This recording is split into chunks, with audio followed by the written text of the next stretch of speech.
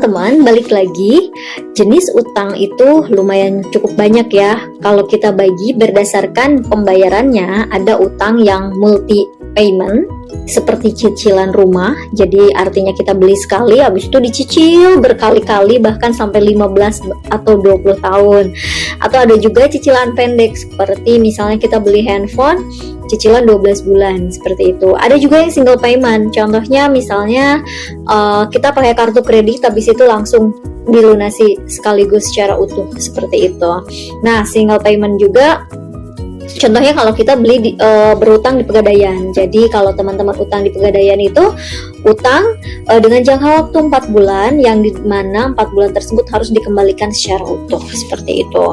Nah, utang berdasarkan pembayarannya juga ada dengan agunan maupun tanpa agunan. Yang dengan agunan karena jelas ya ada sesuatu yang diagunkan. Contohnya KPR, rumahnya sendiri itu sebagai agunan. Jadi kalau kita terlambat membayar cicilannya atau bahkan kita sudah nggak sanggup lagi untuk bayar cicilannya, kita bisa minta ke bank untuk bank sita aset kita, rumah kita yang menjadi agunannya seperti itu. Kalau misalkan pinjam ke Pegadaian juga biasanya ada agunannya yang harus dipenuhi atau yang harus disertakan. Contoh kita misalkan pinjam sejumlah uang, misalkan 5 juta dengan mengagunkan laptop. Nanti laptopnya tersebut akan ditaksir tuh oleh Pegadaian bahwa laptop ini setara dengan berapa. Biasanya plafon atau batasan dari pinjaman kita nggak akan melebihi dari nilai agunan kita. Nah, yang kedua adalah tanpa agunan. Jadi, utang kita bisa berutang tanpa ada yang diagunkan. Biasanya jenis utang ini relatif lebih tinggi bunganya karena kan resikonya juga lebih besar ya bagi peminjam utang tersebut. Contoh kartu kredit. Ketika kita pakai kartu kredit kan tidak ada yang diagunkan. Terus kemudian KTA. Jelas-jelas dari sisi namanya kredit tanpa agunan. Artinya di sana nggak ada agunan. Nah, biasanya bunganya memang cukup besar, 24 sampai dengan 36%. Atau kalau teman-teman sering dengar pay later, apalagi ya yang pokoknya yang mensupport beberapa proses transaksi di e-commerce maupun di online travel agent, biasanya itu tanpa agunan dan memiliki beban bunga yang cukup besar. Utang berdasarkan variabel bunga. Nah, ini teman-teman jangan sampai ketuker. Ada jenis utang fixed rate, ada jenis utang floating rate. Fixed rate itu persentasenya yang tetap. Jadi dari beberapa periode, misalkan 1 sampai 5 tahun, perkalian persentasenya tetap. Itu yang dinamakan dengan fixed rate. Nah, biasanya konsep utang fixed rate ini digunakan untuk promo-promo kredit KPR. Jadi suku bunga KPR promo fixed rate 5 tahun seperti itu. Nah, kalau misalkan ada dapat promo seperti itu sebaiknya sih ambil aja karena kan lumayan ya.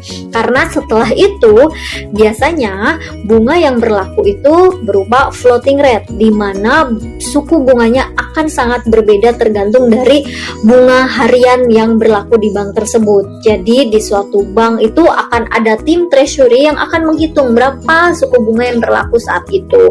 Tentu memang ada acuannya yaitu berdasarkan BI. Tapi banknya sendiri diberi kebebasan dengan nilai minimum yang mengikuti BI dan juga nilai maksimum yang mengikuti BI. Jadi tidak boleh terlalu tinggi maupun terlalu rendah. Nah, kemudian jenis utang juga berdasarkan porsi dan hitung bunganya. Ada bunga flat, di mana porsi bunganya itu selalu tetap sampai dengan cicilannya berakhir. Nah, ini sih biasanya udah jarang banget teman-teman yang pakai bunga flat seperti ini. Adapun mungkin di koperasi seperti itu. Nah, ada juga jenis utang yang porsi bunganya akan menurun. Jadi di awal itu besar, bunganya menurun, dan porsi pokok utangnya akan menanjak seiring berjalannya waktu. Ini disebut dengan komposisi efektif anuitas. Efektifnya aja, kalau efektif itu artinya porsi bunganya itu akan dikalikan dengan sisa pokok hutangnya. Sedangkan efektif anuitas sama perhitungan seperti itu, namun besarnya cicilan selalu sama. Jadi setiap bulan sebetulnya besar cicilan sama, tetapi porsi bunganya itu biasanya lebih besar di depan. Nah, ini yang paling banyak dipakai di perhitungan bunga-bunga kredit KPR sekarang ini. ataupun kalau misalkan teman-teman melakukan pinjaman kredit kendaraan bermotor. Seperti ini. Nah, ini contohnya kalau perhitungan bunga flat itu besaran bunganya akan sama seterusnya hingga dengan akhir tenor atau hingga akhir periode kredit. Kalau ini bunga fix dan efektif ini akan menurun, efektif tadi akan menurun karena perkalian perhitungan bunga selalu akan dikalikan dengan sisa pokok hutang, selalu dikalikan dengan ini kolom yang OS pokok jadi ke-1, ke-2, ke-3 dan seterusnya. Nah, ini yang paling banyak digunakan. Nah, ini ada dua jenis bunga efektif anuitas itu, angsuran yang dibayar di belakang. Jadi kita misalnya transaksi pembelian rumah secara KPR, pembayaran bulan pertama itu uang muka saja. Pembayaran cicilan yang pertama akan dikenakan bulan depan. Itu disebut dengan angsurannya dibayar di belakang, di bulan depan. Ada lagi angsuran dibayar di muka. Jadi ketika teman-teman bayar DP sekaligus dengan membayar angsuran yang pertama. Nah, menurut keuntungan yang lebih untung adalah yang pertama ya. Jadi yang angsuran dibayar di muka. Ketika bayar DP, bayar juga angsuran yang pertama dan itu akan mengurangi pokok utang.